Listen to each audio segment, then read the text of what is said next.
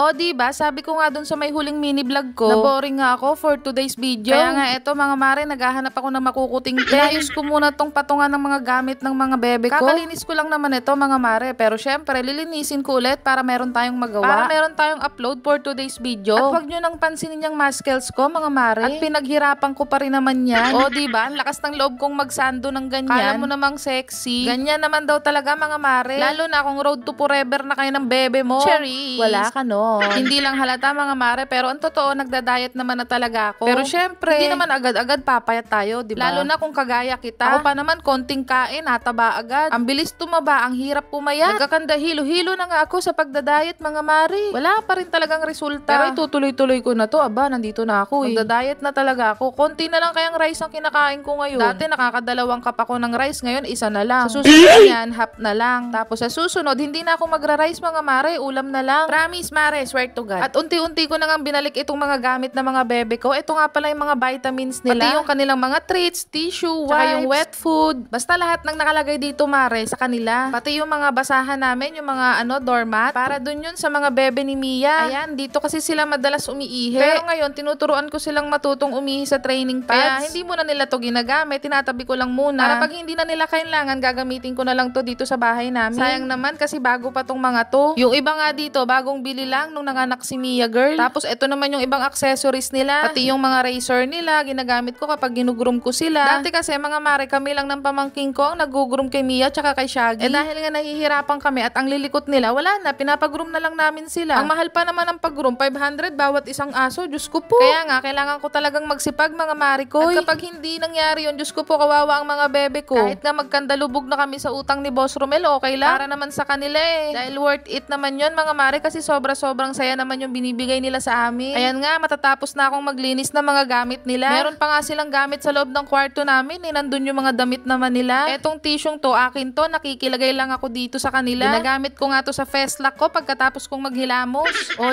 ba, maayos na. Bala ko ngang palitan tong patungan na to mga mare. Lumang-luma na kasi to. Galing pa to doon sa bahay nila Boss Romel. Bumili kasi ng bagong patungan yung mama niya. Kaya eto, hiningi na lang namin tong luma. At sayang naman kung itatapon, mapapakinabangan pa naman. Kagaya niyan, di ba? Napakinabangan namin dyan. Nilinis ko na nga rin pala itong itaas. Dito ko nga pala nilalagay yung mga kandila namin ni Boss Romel. Yung may mga mare, yung mabango siya kapag sinisindihan mo, yung mga maliliit na kandila. Ano ba yan? Uutal ako.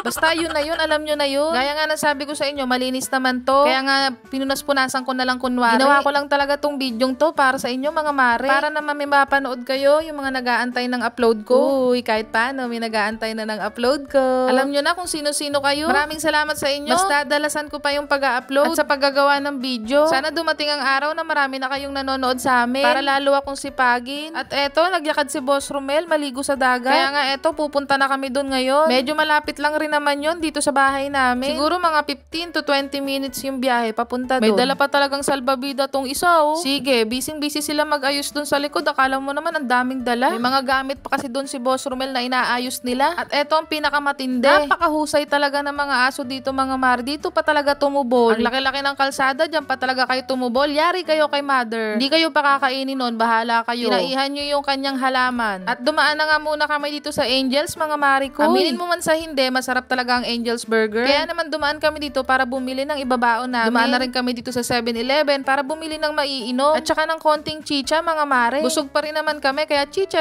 lang. Habang nagchichismisan. At nakapasok na nga kami dito sa may kapipisa. Ang tagal-tagal na namin pumupunta dito mga mare kahit nung mga bata pa kami. Kasi dati may rest house dito yung tiyahing ko. Tapos yung tiyuhing ko ang nagbabantay doon. Kaya madalas dati libre kami nakakapag-stay doon. Sa totoo lang mga mare, kung ako lang ang tatanungin mo, mas gusto ko talagang tumira dito. Tignan nyo naman yung paligid, napakaaliwalas. Ang isa pa, yung mga tao dito ang babait. Lahat sila, kahit hindi kanila kakilala, lagi kanilang babatiin kapag nakakasalubong kanila. Siguro dahil madalas na rin nila kami nakikita dito. Tsaka alam nyo ba mga mare, dinadayo talaga tong lugar na to. Ang dami-daming mga taong pumupunta dito kahit mga galing sa malalayong lugar. Yung iba nga, umaarkila pa ng malalaking sasakyan para makapunta dito. Galing pa sila sa Manila o saan-saan pang lugar. Kasi nga, kilala talaga tong lugar na to. Napaliguan dito sa may Cavite. Siguro i-search nyo lang sa Google Map o sa Waze. Hindi ko lang sure kung meron ha. Pero Pero i-search nyo yung Garden Coast. Garden Coast, Tansa, Cavite. Alam ko, sakop pa talaga to ng Tansa. Kasi ang sunod ng Tansa, Naik na. Pag nakarating ka na dun sa may tulay, Naik na yun, diba? Basta yun lang yung i-search nyo. Garden Coast, Tansa, Cavite. Pero syempre, mga mare, expect nyo na merong bayad ang cottage dito, ha? Pero syempre, hindi ganun kamahal. Ang gaganda ng cottage dito ngayon, mga mare, hindi kagaya dati. May simpleng bato-batong bato-batong table, tsaka upuan. Tapos may bubong. Pero ngayon, mga mare, ang gaganda niya, promise, aesthetic. Pwede kang matulog dito, eh. Meron ngang isang matandang babae na may tindahan dito. Kinikwento niya sa amin. Minsan daw, may isang pamilya na pumupunta dito. May tent lang sila, tapos dito na sila natutulog. Eh ngayon, hindi mo na po problemahin yung tulugan dahil meron ka ng pwedeng arkilahin dito na mga kubo-kubo na pwede yung tulugan. Yun nga lang, hindi ko masasabi sa inyo kung magkano yun kasi hindi ko rin talaga alam. Kasi nga, simula nung nagawa yun, hindi pa naman namin na-try mag-rent ng kubo dito. Yung kubong may tulugan. Eto, papasok na nga kami sa loob, mga mare ko. Tignan nyo maigi yung mga kubo-kubo dito, ha? Ang gaganda, promise. Tapos paggabi, may mga ilaw na rin. Yung pamangkin ko, may dala-dala pang gitara, haharanahin yata ako. Friday nga, itong araw na nagpunta kami dito, mga mare, kaya wala masyadong tao. Ito yung ibang kubo nilang simple lang. Tapos dun sa kabilang parte, merong mga kubo-kubo dyan na merong tulugan. Dito nga kami pinapapwesto ni ate sa bandang unahan. Kaya lang kasi mainit pa. Kaya tinanong namin kung pwede dito na lang kami sa kinatatayuan ko dyan. Siyempre, wala naman masyadong tao, kaya okay lang naman. Pero sabi nila, mas maganda kung doon kami sa may bandang unahan kasi hindi naman na daw mainit, maya-maya bababa na rin yung araw. Para daw mas nakikita namin yung bata. Ito nga lang pala yung baon namin, Angel's Burger, tsaka syempre tubig, hindi mawawala yan. Nakilala pa nga ako nito ni Kuya. Kasi sabi ko nga sa inyo, madalas talaga kami dito. Pinakilala niya pa nga kami dito kay ate. Sinabi nga niya na customer na talaga kami dito. Kasi nga kahit naman noon dito na talaga kami pumupunta. Ayan yung kubo, mga mare, nakita nyo ba? Ayan o, ayan. Marami pa yan, meron pa dun sa ibang parte. Up and down yan, pwede kang mag-chill sa baba o diyan kayo magluluto tapos sa taas gawin yung tulugan, 'di ba? At nagkwentuhan muna nga kami saglit. Etong batang kasama namin, yakad na ng yakad, gustong-gusto niya ng maligo at init na daw siya. Mamaya pa sana maliligo si Boss Romel pero napasabak na siya. At kinukulit nga siya ni Ryle pati itong ate niya. Napakasarap talagang tumambay dito, mga mare. Tignan niyo naman ang lakas ng hangin, no? Kung taga Cavite ka at hindi mo pa napupuntahan to, siguro time na to para pumunta ka. At pagsisisihan mo talaga kung hindi mo susubukan pumunta dito, promise. Napakasarap dito. Nakakatuwa naman tong hotdog na nakuha ko, lantutay. Hindi pa kami nagsisimula, lanta na agad. Paktay tayo dyan. At eto, nilapitan ko nga si Boss Romel tsaka tong dalawang pamangking ko. Parang nainggit naman ako bigla. Sayang nga lang at wala akong dalang gamit. Hindi naman pwedeng sumakay ako sa sasakyan ng basa. Sana pala nagbaon na ako ng damit. Ang ganda ng view, mga mare, no? Nakaka-relax. Mahilig din ba kayo sa mga ganitong lugar, mga mare? Gusto ko nga gayahin sila Gioong eh. Kaya lang kasi kapag ginawa mo yung trip nila, kailangan mapera ka. Alam mo yun, yung road trip lang. Van life. Tapos pag may nakita kayong dagat o may nadaanan kayong dagat, maliligo kayo doon. Sarap kaya ng ganong buhay, napakatahimik lang, napakapayapa. Kaya nga fan na fan ako ng Ong Fam. Kayo rin ba? Gusto ko sanang i-share sa inyo kung anong pinagchichismisa namin, kaya lang saka na lang. Next time na lang at pag-iisipan ko muna. Hihingiin ko rin muna yung permiso nila. Pero sige, wag na lang.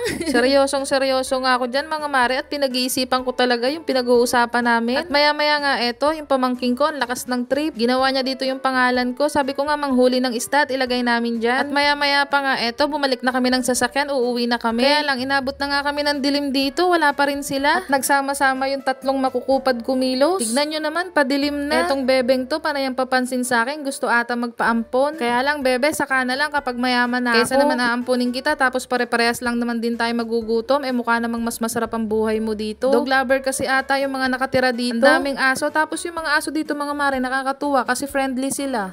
Eto nga, at paggabi na ng paggabi, ang tagal-tagal nila. Gustong-gusto ko nang i-drive tong sasakyan mag-isa at iwanan sila dito. Bumalik pa tong pamangking ko, nang hingi ng barya sa akin. At may bayad daw pala sa CR. Kaya eto, inabot na kami ng gabi. Para tuloy kami namumusit dito. Dilim-dilim, tapos ang ilaw lang, yung ilaw ng sasakyan. Kasi diba ganun yung mga namumusit. Yung ang dilim-dilim sa karagatan. Tapos meron lang silang ilaw na maliit. Sabi nila, yun daw yung yung ilaw, para lumapit daw sa kanila yung puset, para mas madaling hulihin. Sinusundan daw kasi yun ng puset. Kaya ayun, nahuhuli sila, mga tanga. O siya, hanggang dito na lang. Ayun lang.